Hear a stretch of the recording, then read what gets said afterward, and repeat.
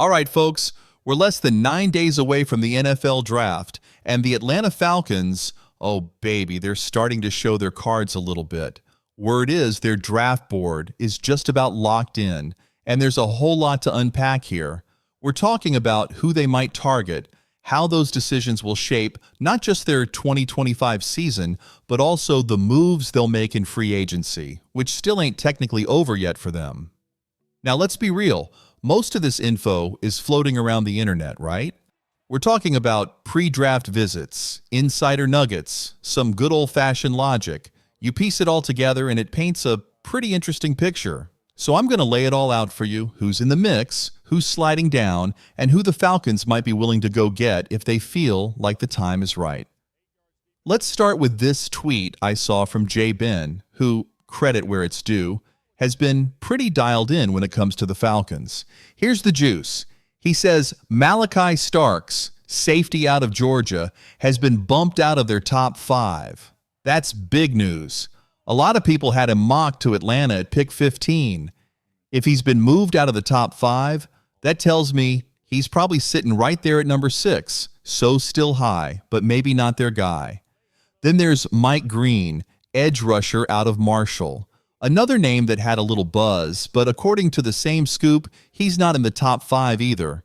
Apparently, there's some off-the-field stuff that's giving the team pause. And hey, fair play. Falcons clearly want guys who fit their culture, and if Green's not the right vibe, he's off the list.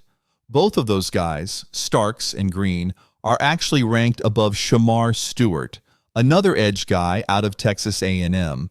But even he's not cracking that top 5. So what is in the top 5? From what I'm hearing, it's all about offensive tackle and edge rusher. And don't be shocked if they go right tackle to protect number 9, which of course is Michael Penix Jr., the quarterback they just drafted. Now, based on everything we know so far, I think I've got a good handle on who's on Atlanta's big board, and sitting right at the top, Jalen Walker. This dude's a monster off the edge. They see him as a guy who could give them 10 to 15 sacks a year. Not just a freak athlete, but a leader. A dude who can take this defense and lift it to the next level. The Falcons have been searching for that kind of presence for a long time, and Walker checks every box. In fact, the buzz is they might even be willing to trade up to make sure they land him. He's out of Georgia, he's local, he's got juice. And if the Falcons can grab him, he'd be a massive win for that defense. The only concern, he might not be there when they pick. Now here's the thing. If the Falcons manage to move up in the draft, everything changes. There's a lot of chatter right now that teams are open to trading back, trying to stockpile picks and build up some capital.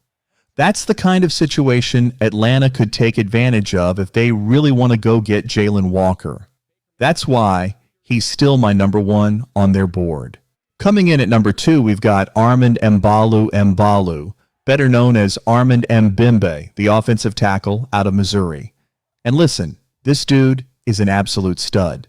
The Falcons clearly want to keep Michael Penix Jr. upright, and Mbembe might just be the best tackle in the entire draft. He's not just technical, he's powerful, he's polished, and he's the kind of a guy who can lock down that left side for the next decade. You line him up with Jake Matthews, and now you've got bookend tackles that can give your young QB time to cook. If Atlanta can land him at pick 15, that's serious value. You might even look to flip a guy like Caleb McGarry and recoup some assets. But Mbembe at 15, that's a home run. Now at number 3, we've got Kelvin Banks, the tackle out of Texas. For whatever reason, this guy's draft stock has slipped, and that's wild to me. He's still one of the top guys at his position, and the Falcons have shown interest. They've brought him in, had conversations, and it's clear they're seriously considering a tackle in the first round. They know Penix needs protection, and Banks could be the sneaky smart move if those top 2 names are off the board. Now I get it. Some fans might not love going offensive line when the team clearly needs help on the defensive front. But let me tell you this, if you can grab a top 10 talent at 15, you pull that trigger. This league is all about keeping your quarterback standing and clean. That's just the reality. All right, now at number 4, I think this might actually end up being the pick if the draft shakes out the way it usually does. Because here's what always happens. Tackles go early. Every year, we see 3 or 4 tackles fly off the board in the first dozen picks. So if Jalen Walker, Armin Mbimbe, and Kelvin Banks are all gone, the Falcons could fall right into the lap of Melvin Mel Williams. This dude's an edge rusher with juice. He's got that blend of leadership, strength, and burst off the line. He's not just trying to get sacks. He's out there creating pressure, disrupting everything, and making quarterbacks panic. The Falcons need a guy who can do that on a consistent basis, and Williams fits the mold. So here's how I see it playing out. Melvin Williams might be the guy that falls into their lap at pick 15, especially if Kelvin Banks is already off the board. And honestly, that's not a bad situation at all. You're talking about a player who helps you right now on defense, but also brings some of that locker room leadership down the line. That's a win-win. Now, the 5th player on Atlanta's big board, I think it's Donovan Iziruwaku, the edge rusher from Boston College. This guy is basically their version of Mike Green, just without the off-the-field question marks. Iziruwaku has been more consistent, he's faced good competition, and he's shown up on tape in a big way. From everything I'm hearing, the Falcons see him as a safer, more stable version of Green, and that's why he's in the top 5. Now at 6, we've got Malachi Starks. Yeah, the same guy who was once in the Falcons' top 5 but has since been bumped. It's not because they don't love him, they do. He's a can't-miss safety with serious range and instincts. But the reality is, this front office knows they need to get better in the trenches, on both sides of the ball. And when it comes down to needs, offensive line and edge are taking priority. Then sitting at number 7, we've got Mike Green. If everything else goes sideways, if the top tackles and top pass rushers are off the board, Green could still be the fallback plan. But again, only if everything else completely collapses. He's talented, no doubt, but the Falcons clearly have reservations. Now here's the bigger picture. Why does offensive tackle seem like such a strong possibility for the Falcons at pick 15? Simple. They want to keep Michael Penix Jr. upright. They're not totally sold on this current O-line doing that, especially with Caleb McGarry still holding down right tackle. The Falcons have been tipping their hand a little bit too. They've been bringing in guys like Braden Swinson from LSU, solid player but not a first-round edge rusher. That tells me they're doing their homework on day 2 pass rushers, which means they might go tackle first. And here's where it gets interesting. They've got a potential wild card in their back pocket, Matthew Judon. The veteran edge rusher has been not so subtly throwing up Falcons love on his Instagram. You don't do that unless something's cooking. If Atlanta does go offensive tackle in the first, they could look at guys like Judon to give them that veteran edge presence and 4 or 5 sacks off the edge. Same kind of production you'd expect from a rookie, but with experience and leadership. So here's how it might shake out. If Armin Mbimbe or Kelvin Banks are still there at 15, don't be shocked if Atlanta takes one of them and then either trades back into the first or waits to grab a pass rusher in round 2. And then makes a move for Judon.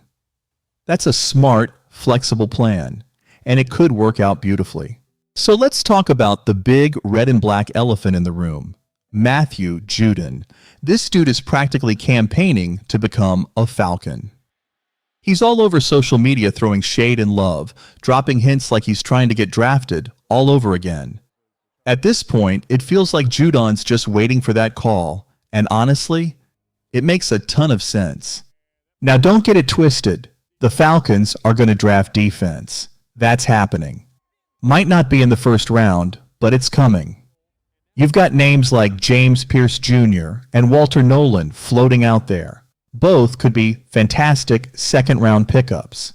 And if they snag one of those guys after locking in a tackle at 15, chef's kiss. But let's clear something up real quick. The Falcons are officially out of the cornerback sweepstakes, at least early. They're bringing back 5 of the 6 corners from last season. That's a full room. If they draft another corner, it's going to be a late-round flyer, probably a special teams contributor. Nothing flashy. Now here's where it gets interesting again. Falcons fans are all fired up about Mike Green, and I get it. Kid's talented, no doubt. But if you've been reading the tea leaves, paying attention to the visits, the tweets, and where the staff is showing up, they're leaning in a different direction. Yes, some of them were at Green's Pro Day, but let's be honest, the heavy hitters were down in Athens. Why? Because 2 of the top 3 guys on Atlanta's board were working out at Georgia's Pro Day. That says a lot. They're also kicking the tires on Kelvin Banks, not just watching tape. They're actually talking to him, trying to see if he fits the vibe of the team. And if you ask me, he just might.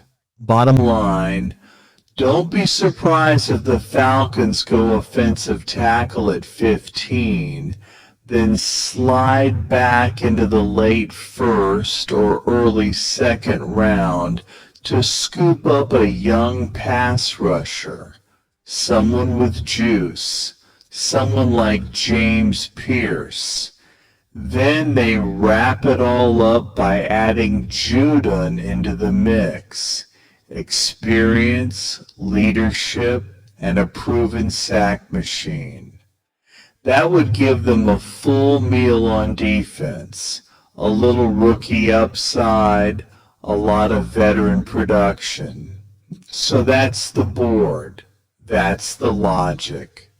The Falcons are making moves with purpose, building through the trenches, and setting up Michael Penix Jr. for long-term success. Let's see how it shakes out on draft night.